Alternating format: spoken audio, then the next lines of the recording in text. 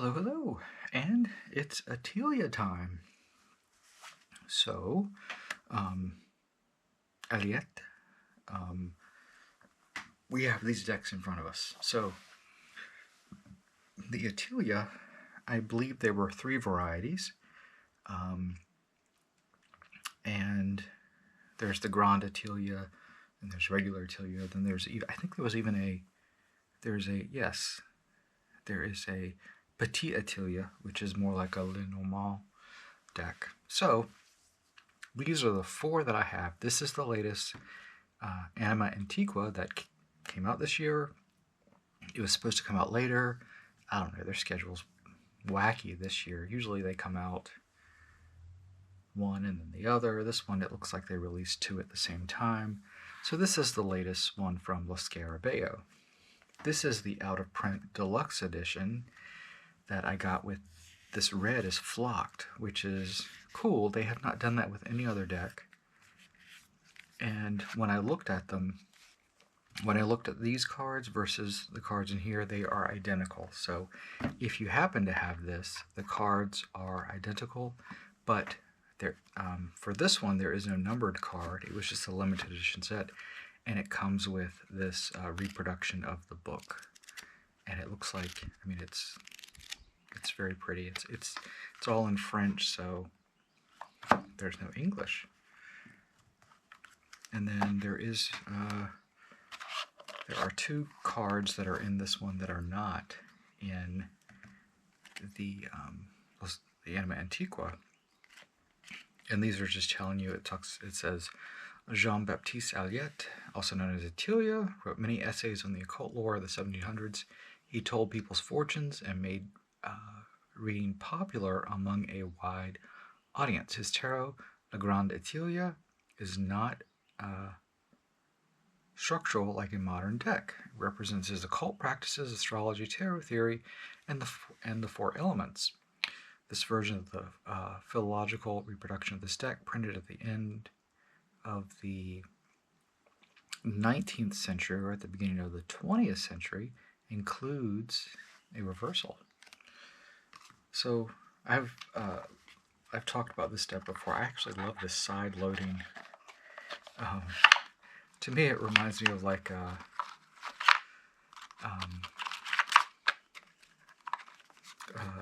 index cards and like recipes, or maybe even like research paper, you know, high school research paper, keeping your quotes together, you know, that scaffolding learning, showing you how to take notes and quotes and sources and all.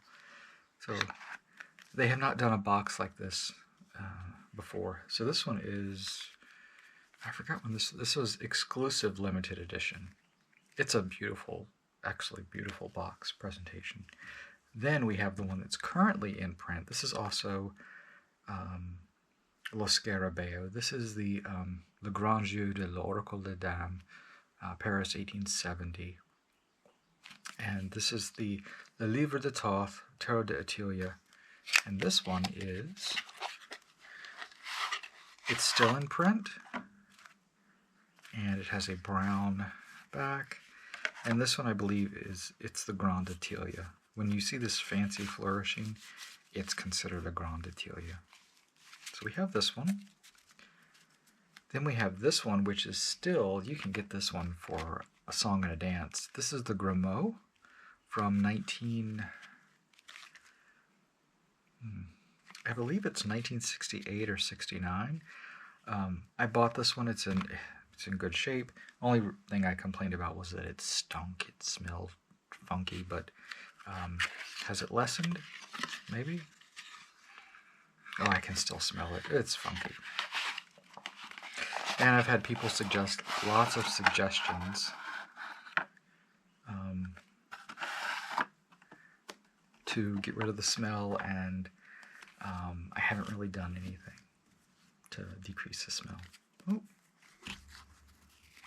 these must have slipped out.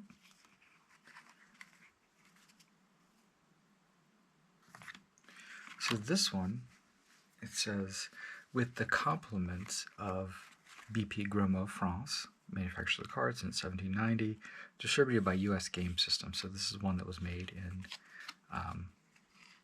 and made for the U.S. All these tarots available at your local dealer, Le Mans, and the back is this beautiful grid. There is some yellow in here. If you've followed my videos, you know I'm a librarian and I specialize in archival practices and preservation, and the yellowing is from the acid in the paper. The lignin in the wood pulp is reacting to oxygen and moisture. So essentially you're getting this yellowing, which indicates paper breaking down and becoming brittle, essentially. But if you notice, the rest of the card's fine. I'm not really worried about that. But things yellow. Think of newspapers. And then this one came with this book. I love the cover of this. B.P. Grimaud, and then it says France Carte. But this one's in English. So essentially, the book that's in this one is here, and it's translated. So you get the translation of that French book. So that's what links these. Notice the paper here, it's kind of this brown color. I think it was kind of a tan anyway. And this one, notice this one. Let me get to the last card. There it is, Folie. So this one, it says Grande Etteilla, but this one, it's different than this. These cards are also like cardboard. They're very thick. Notice how tall this deck is compared to that one. It's beautiful. And in Etteilla, 78 card is the Fool. And the first card is the Etteilla, or the Male Consultant card. What a smell. It just has a stale smell. So this one, we have more information around it. And this one is actually reversed. There's the Etteilla. This one is the Questionnaire, essentially the querent.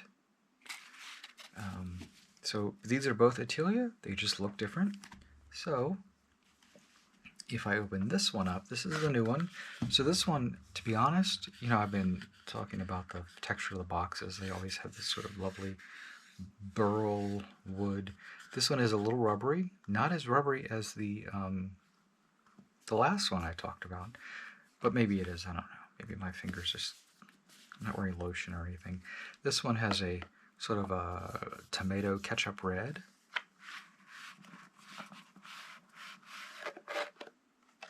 And this one is, out of 3,999, this is 1757. And here is where it gets weird. It says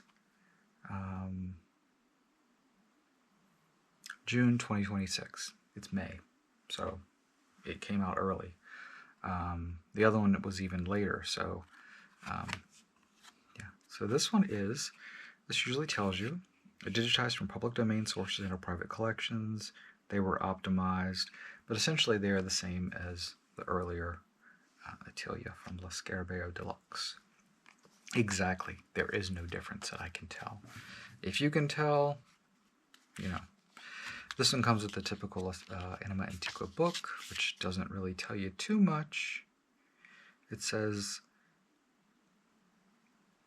Etteilla had he himself engraved around 1785. These decks produced between the late 18th and 20th centuries differ from one another in terms of title, style, and printing technique, but also in terms of the changes made to some of the figures over time. So this one, the changes. Let's talk about the different Etteillas. Côte Gablin, Bocatero, and then that's too much. Livre de Toth. It should be remembered that Etteilla founded an association dedicated to the study and practice of divination using the deck he designed. Thanks to the disciples of the divine cartomancer, as Etteilla was known, this deck spread in various forms even beyond the borders of France. So this is the deck. We get 1, 2, and there's the Fool, which is just like the one from the earlier BP Grimaud, but not the Livre de Toth. These have a rounded edge to them, which the earlier Etteilla from Lo Scarabeo does. The BP Grimaud has sharp corners, also so thick. Well, so let's look at this one. So this is the Lo Scarabeo Anima Antiqua Etteilla. So it's nice that they've done this again. Again, this one is that beautiful flocked, the red. It's on all four sides, even on the top, which is crazy. I don't know why they don't do it. It's lovely. Of course, it would wear off if you use it too much. So we have, these cards are typical Anima Antiqua cardstock. And it's fine, not overly coated. So these are numbered 1 through 78. And these have engravings on them, colored, almost like maybe a watercolor. And these different cards have different shades. So from the scans, these are show the age of the deck. So trying to translate this 1-to-1 to tarot is kind of hard to do. Like this one, what is this one? It looks like the moon. We get the two dogs, we get the two towers, we get water. We get a little crab there, he's blue. We get the moon. Here, obviously, we got temperance. So he really took the tarot and sort of developed his own system of cartomancy around this. We know this one is the world. We get he's actually showing Taurus, Leo, the heck is that? Oh, Aquarius. And why am I drawing a blank? It's not Scorpio, is it Virgo? Maybe that's an older symbol, that M. Sometimes the older zodiacal symbols are there. Here we have the sun. Okay, this deck is like off-gassing. It stinks. I really need to take care of that. Ugh. And I have a sensitive nose, so I don't want to smell that. It just smells like I'm in someone's attic and I just took out a bunch of stuff. The smell has not decreased since I bought it. The smell has not decreased. Maybe I need to really open it up. Okay. Well, this one says night and day. Here we have these primordial creatures. We got Libra.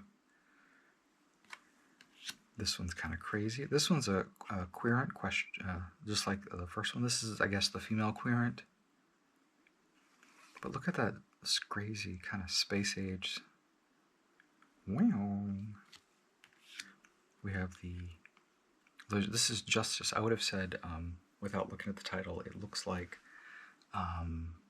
the Empress, but it's Justice. Oh, and there are the scales, but it's sort of like the gold scales, so it's not the typical scales that you see. Is this Temperance? What was the other one? Was that Aquarius?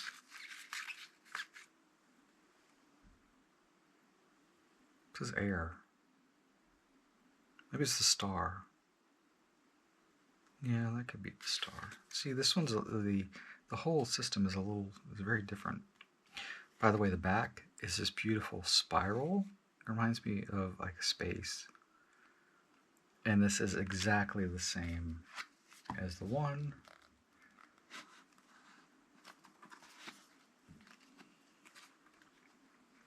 Here.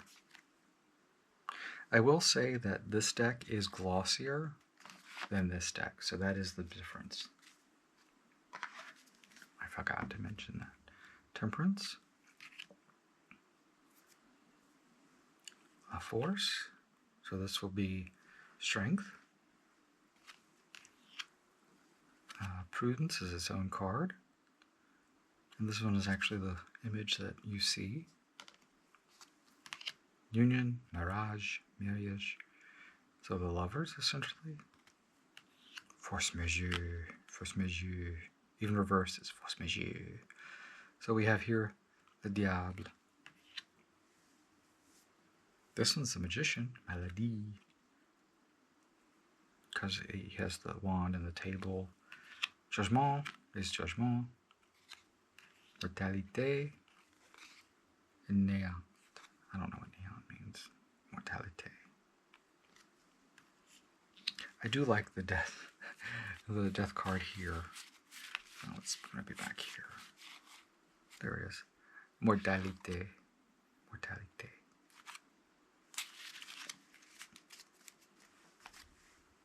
Oh, this one's a hermit. Traitor. Traitor. Here's the tower.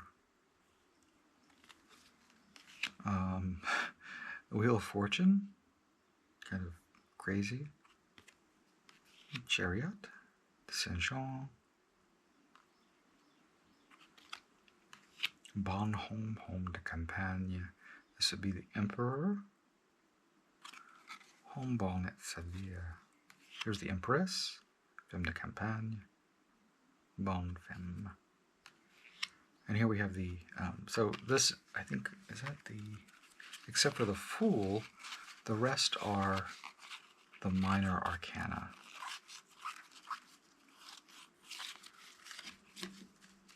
So we did the majors and we got some extra cards there. So we got 23 of those. And here's number 24. Looks like we're in the wands. So we get the little picture there. And then we do a countdown from 10, 9, 8, 7, 6, 5, 4, 3, 2, 1. 1, 2, 3, 4, 5, 6, 7, 8, 9, 10, 11, 12. Pinball song the Pointer Sisters sang for Sesame Street. I love that song. The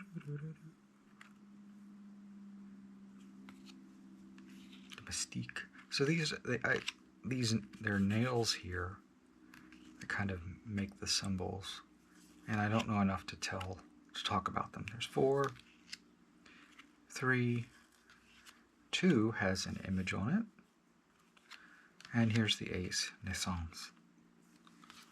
Chute, fall. I know that one from La Chute by Albert Camus. Looks very much like a wand. And we have this looks like the King and Queen of Cups. En blanc.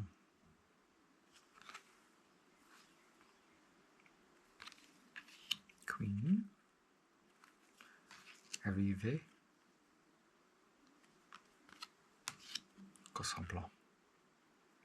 And look at the cup. It's typical of a Marseille where the cup is covered.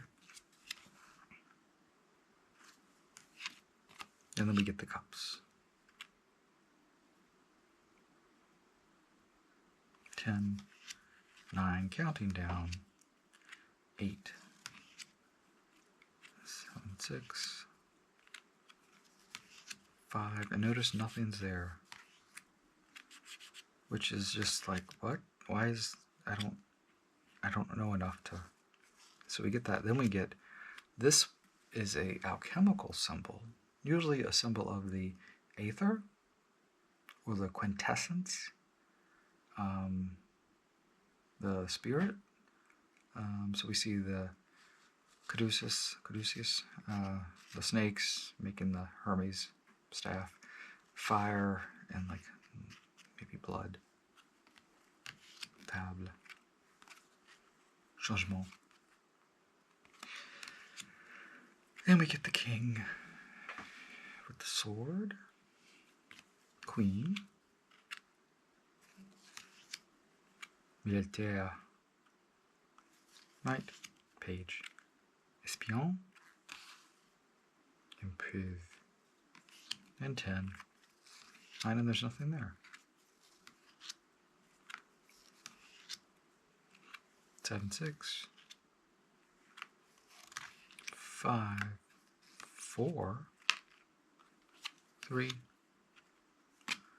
2, and we get the landscape, 1, ace. Tombone. This is the pentacles, queen, that horse. I like how delicate these figures are. They are very delicate, engraved. Unlike the colors are nice. So this deck, this one is, so when you get to the coins, you get these astrological and god figures. So very, yeah, it's like, what? Why not the others? It seems like it's almost missing those. They're incomplete. Here it's like triangulating the sun and the moon like an eclipse. Here's the moon. I guess that would be the earth, maybe. Again. We know this is Jupiter.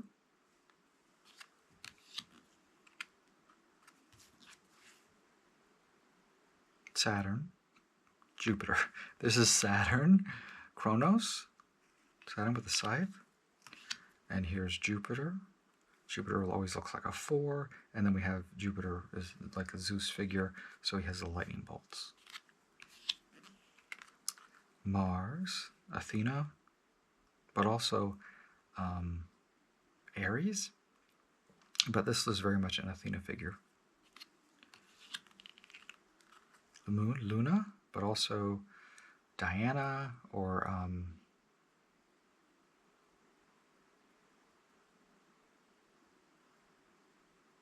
drawing a blank. She has the bow, she's got the dog. Venus.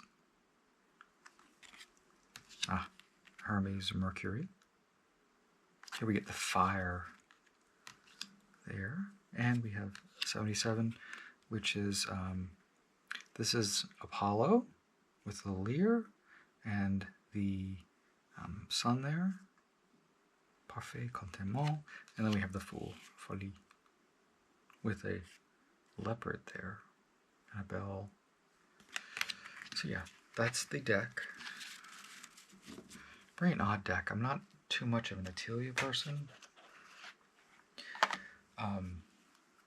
I appreciate the history of it and the whole, you know, what it essentially is. But it's a deck that it's tarot, but it's sort of loosely tarot. It's sort of like a Mantegna, but I do love a good Mantegna deck. So here it is. The box is, we get some cards on the back, give you a little preview. Here, the quintessence figure there. We have her. We have the Fool there. And then on the top, nothing. On the bottom, it says printed in China, 2026 Lo Scarabeo. No? So there we go. Tarot Etteilla, the latest from Lo Scarabeo Anima Antiqua, and I do not believe there are any more Anima Antiqua that will be released in 2026. They usually do 2 a year. So 2027, anxious to see if they keep up with the series. It's always a question if they'll keep up with it. I don't know. I would really like to see them do a Mantegna. I think that would be really cool. Of course, it would have to be a larger deck, you know, big. But they did the Solabusca, so, you know, that was like the first one they did, Solabusca. So if they could do a Mantegna, awesome. Maybe I should write them. Do the Mantegna. You haven't done the Mantegna. Do it. You can do it. Or even, be honest, some of the, like the German playing decks, playing cards, since they've done the Wiener Secession deck, which is very much a playing card deck. So, yeah. I think they could, there's a lot they could do that are, you know, you don't have to pay anything because there's no copyright on them because they're so old. So, Mantegna, maybe I should write them. Say, do the Mantegna. There's some really good scans out there. Anyway, thank you for watching.